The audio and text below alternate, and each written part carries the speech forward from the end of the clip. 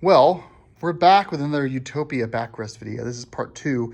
Part 1, we'll focus on the install. That's the install of the backrest onto an R18 Transcontinental with, that's why we're making this video, with the high comfort seat.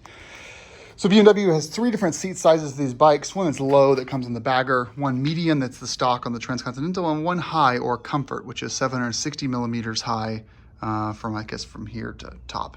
That is extra comfortable, a lot more padding. I like it. I ordered it this way. But what I noticed, well, what someone noticed that make this backrest is that this was a little bit low in the padding. They said, it shouldn't be that low. That's a little too low. And they thought, hey, maybe over time it might ding the leather up a little bit or whatever.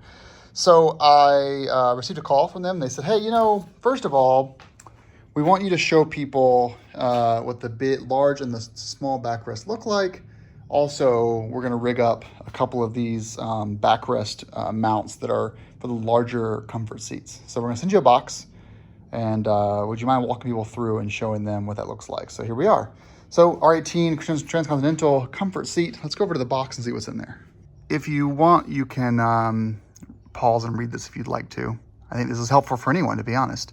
And they also sent me a return label, which I appreciate. Speaking of the return label, I don't like free stuff. So I like they sent me that because I like sending stuff back that I'm not going to use. It's go to someone else, basically. Let's look at all this stuff in here, over here.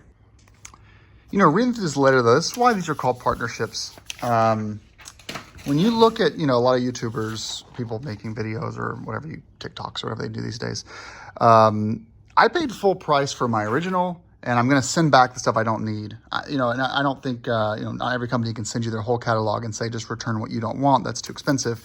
But I do appreciate when I get to point out this kind of stuff to you all. If you're on the fence about buying a Utopia backrest for any bike, really, R18 or whatever, this goes to show this company, small company, making probably a few thousand of these a year, not in the millions, of course, because the motorcycle industry is pretty small. That, I like this kind of stuff. That makes me feel all warm and fuzzy. So thank you guys for watching these videos, and for manufacturers like this to take really kind, care into what they're building. And so this unfinished pad, they asked me to point some stuff out here. So this is obviously going to go back to them. This is just the cut here. Oh, nice. They've actually included the padding. So they're doing a whole pad here, cutting that out by hand, it looks like, which is awesome, as opposed to stamped, and then cutting around it. And then here's the backing here. Oh, nice. So the backing actually has this 14 gauge steel, which is just shaped to fit around the seat. And you've got the 2 metal fasteners there to actually screw everything into. 1 inch thick, denser foam for firm support right there, coupled with a 1/2 inch softer foam to give you that cozy feel when you lean into it. So they're doing this cut here, they're gluing these 2 together, and then this is laying across that, and then it's getting cut and then wrapped in the other leather pad to go around it. Pretty cool, actually. I appreciate them sending this. So that's neat. I'm not a materials kind of person, but I can really appreciate the work that goes into making these products. And everyone's like, why is all the motorcycle stuff so expensive? It's because the volumes are low, guys. Like, even the huge BMW is a massive multinational company. I think they sold like 60,000 bikes in the U.S. last year. 60,000. They sell 60,000 of like the 2 Series. 60,000 of the M model X3s. One part of their whole massive million car per year job. So you think about a backrest for a bike that sold 500 copies. It's not, it's not big money we're talking about here.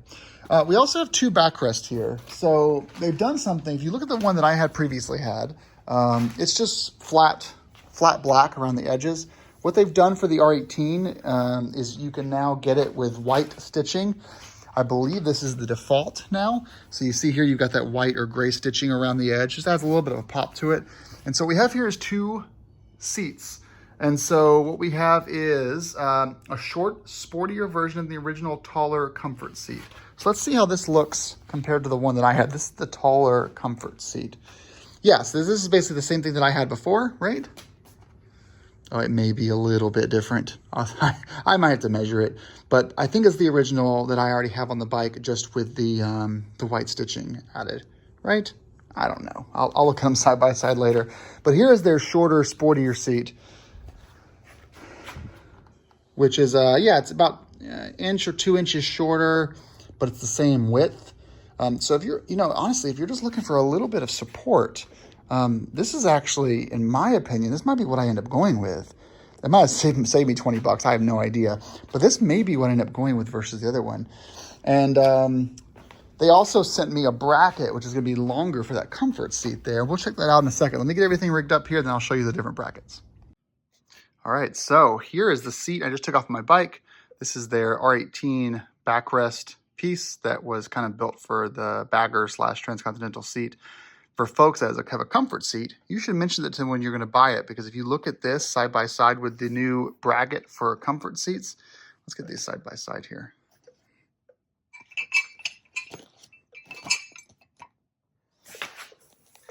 You can see how it's just a smidge taller.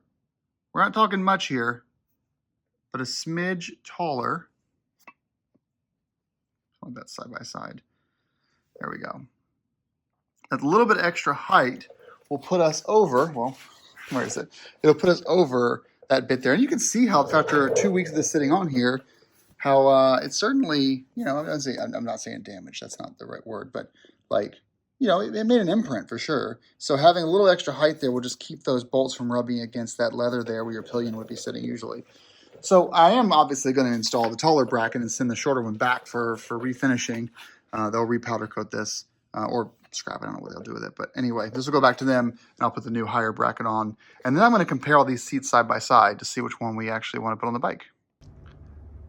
So now, with this extra smidge, I can actually put the bolt through here and tighten it up without needing to get the socket all the way down in there. So this is just a little bit. So it's still not so high. When they called me, I was actually worried they were going to come back and like send me something that was going to be like up to here. But this is still like completely flush, to use a non-engineering term. But it's high enough that I'm not like, it's not down here anymore. So that's actually a really nice improvement without being too high. So yeah, this is nice. It's really good. All right, so let's look at these all side by side and figure out which one we're going to go with here. I wish I had my tripod set up today, but I do not. So yeah, it's getting a little messy in here. So let's just go like an overhead angle here. So that's the smallest of them, obviously. And these are the two large ones. Those are identical, one with stitching. So this is my old one, so we'll just kind of toss this to the side for a second, and we'll look at these two side by side. So there's your sport model, both with white stitching, with the longer comfort model. It's tough for me, honestly, because here's what I will tell you. Around town, this actually felt too big. I kind of wanted it a little bit more out of the way. I felt actually kind of cramped with the larger one. It went too wide. What I want is for a seat that actually can sit back a little bit further and only be there when I actually need, I'm in a 500-mile day or 1,000-mile day I've done on this bike, and I want just a little bit of relief. And I've found that I can actually reach behind, put the bike in cruise control, hold with left hand, reach behind my right hand, and unscrew. Oh, I don't have it here because this one has the leather cover, which I'll show off in a second. Unscrew. Oh, that has a thing on there. Let's go over here. Unscrew this counter screw with my left hand from the top. Just give this a couple of turns up top and get this sitting further back. And if a long day, I keep it further back, and then I can turn this down here and then get it pushing forward a little bit. So it's almost like the big one is actually too big. Now, that wasn't their nose. I forgot to show you that. So this is the, you saw there, that kind of naked bar. Like you said, it's powder coated, it's finished, it's not going to rust. But they do, this is so nice. I would have paid extra for this upgrade if I had known it existed. They do have a bracket that they will wrap in leather for you. And you can see here, it's sewn in there. It's on both sides. You can see how there, is that Velcro? Oh, it's Velcroed. Oh, okay, so you can wrap around and put Velcro on there. I'm going to keep this and ask them to charge me because it actually has padding in there too. So it has padded rear, so if your passenger happens to have an extremity between their legs and would like a little bit more comfort, I'm sure the non-extremity persons probably also would appreciate this, but I'm just thinking for myself, if I was riding passenger on my R18, I would like to have this. speaking for myself here. So I'm gonna do a swapsy. I'm gonna go with the sport model and see how it looks on the bike. And I have some video of the previous one on there. So let's install this and let's see how it looks compared to the old footage. Let's go. Now I did notice one thing about that, having that pad installed. I'm gonna call it the penis pad. I don't care. Is that you can no longer reach back while I'm driving and reach that bolt to unscrew it to move the thing up and down. So if I want it a little bit farther forward or a little further back, I can do that. But once I lean on it, it's going to come back. It's going to come back this way. I tied it down pretty tight. And I can't reach back anymore and access that little bolt because it's going to be, I'm going to put this down here like that. There we go. And so that'll be down there. So this bolt that was right there, that basically controls how far back the backrest can go, I can't access it anymore. So let's see how I like it. And the good thing is it's not sewn on, it's Velcroed on. So if I don't like it after a couple of months, then I can remove it pretty easily just by pushing this back, pushing that up, and then undoing that Velcro right there. It reminds me, I should actually tighten this guy up too, make that a little bit more firm. But yeah, so I've got it set to an area now where I think it will be mostly out of the way. But I'll put some video here that shows how this looks compared to the big one I took off. I like the white stitching. Nice job, guys.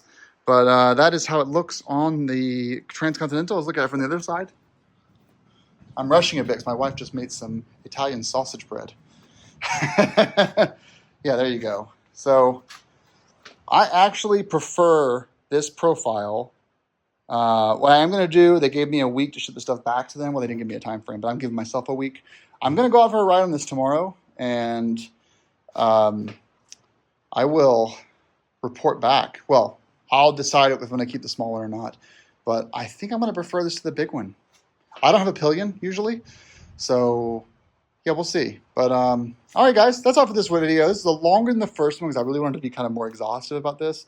Last mention, if you go to their website and you can't find this backrest, just call or email them. They don't have it listed on their website yet, but you can buy it. Just tell them what kind of bike you have. Mention if you have a comfort seat or a standard seat. If your bike's bill of sale, if your bike's on your R18 order, if you don't see comfort seat listed, mine doesn't because I bought it aftermarket after the sale. But if you don't see comfort seat listed here and you didn't order one yourself, then you don't have one. So yeah, that's all. Thanks for watching, everyone. I appreciate it. And thanks to Utopia Products for doing this with me. I appreciate it so much. They even gave me a return label even though I offered to pay shipping. And I appreciate that too. So all right, everyone, have a good day. Ride safe.